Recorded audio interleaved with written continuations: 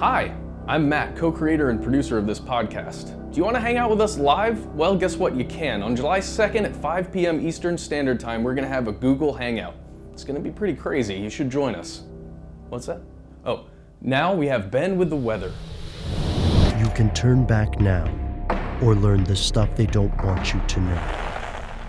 So we're going to talk about three things today when it relates to the weather. In our series this week, we covered some interesting things about weather. Do wind turbines affect weather? How much is Beijing, or China, actually affecting the weather? And are there any secret efforts to weaponize weather, to use it as a means of attacking another nation? Environmental warfare, which is exactly as dangerous as it sounds.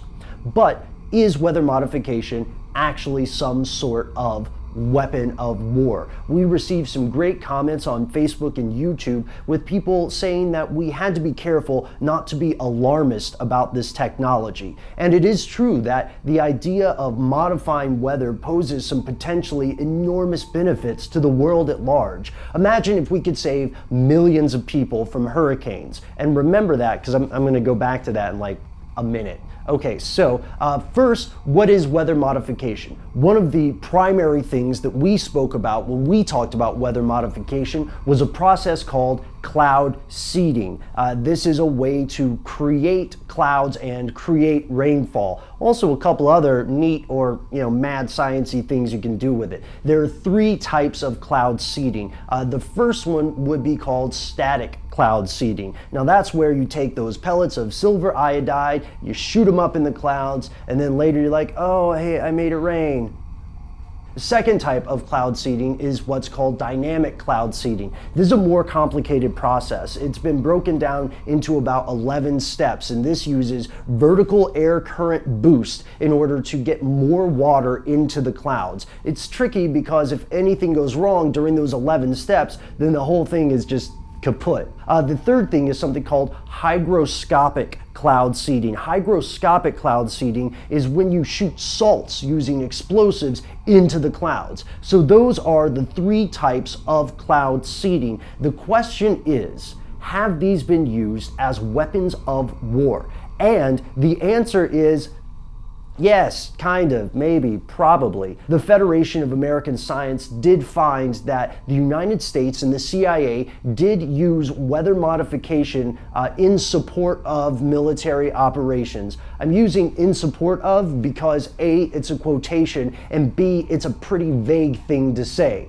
I mean, in support of could be anything. So there they are, Indochina War, seeding clouds, affecting the local weather, in support of whatever that means, right? And originally, this came out in the Pentagon Papers, which were leaked in the 1970s. This triggered one of the strangest investigations in the history of US Congress, and later, by 1974, it was admitted that yes, the United States had indeed used weather modification, if not as an actual weapon, as a way to support military operations. So some people might say we're splitting hairs. I could see that. Some people might say that it's the same thing, essentially. I guess I could see that too. But the point is that this technology is not science fiction.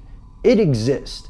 Beijing used it in 2008. It was in use way before then, decades before then. And currently, it poses, like any other technology, it poses some enormous consequences and potential benefits. There's another project that we should probably end our vlog on today. It was called Project Storm Fury. This is another US project, and it was originally designed to prevent hurricanes. And the scientist's idea was that we could use the same technology of cloud seeding to redirect or dissipate hurricanes. But as it turned out, this project was largely considered a failure because there were some technical problems. Cloud seeding, the type they were using, relied on what's called supercooled water, and hurricanes didn't have the right mix of precipitation, kinds of water, weather patterns in general to be affected by this. So in this respect, Project Storm Fury was considered a failure. However, it gave us a great benefit because all of the information that scientists acquired about hurricanes allows us to better forecast them. As of today, as we mentioned in our earlier video, the United Nations has banned this kind of warfare, and Beijing has the largest publicly acknowledged weather modification program. The questions here that we can't answer are the following. 1. What happened to the existing research on this topic?